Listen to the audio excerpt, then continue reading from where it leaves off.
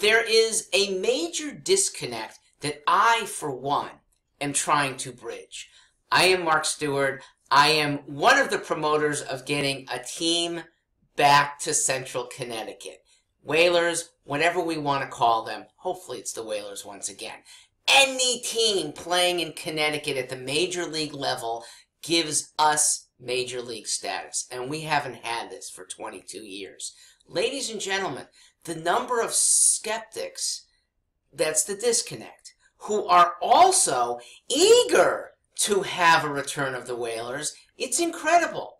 The people saying, great idea, this would be wonderful, I'd attend, but it won't happen. Why not? Let me give you the reasons why almost certainly it will happen. Number one, even 22 years ago, the attendance in Hartford for Whalers games was nearly 14,000 per game, and they never had a season that averaged less than 12,000. Folks, we are richer now than we were before, and probably more sports-starved than we were before. Okay? Even the New Jersey Devils don't draw that many more people. They're close to 15,000 a game. We can land a team profitably.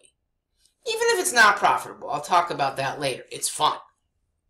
The profits are there if they are there in New Orleans. New Orleans, with less statistical population and significantly less wealth per capita, less earnings per capita, they support two teams.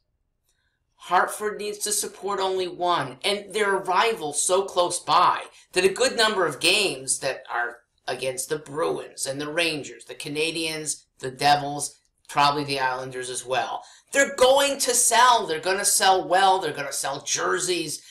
But let's take out the possibility of profit. Do it for fun. Okay? That's why many of these billionaire owners own teams in the first place. They get adulation. They have more friends. It's something philanthropic to do with their money. Somebody who's worth $2 billion and perhaps loses $20 million a year on a team. It's 1%. Meanwhile, he has 6% gains on his investments on average per year. It's nothing. For that kind of person, losing $20 million a year is nothing. It's a civic investment. But take that aside. We can get, for the sake of fun, people who want to be part of the team and on a lean year would chip in. How do I know that?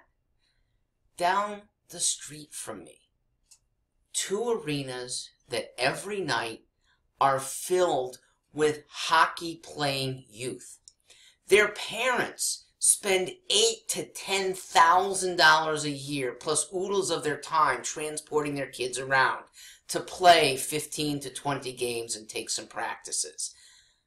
You don't think those parents will buy 10-game tickets to the NHL?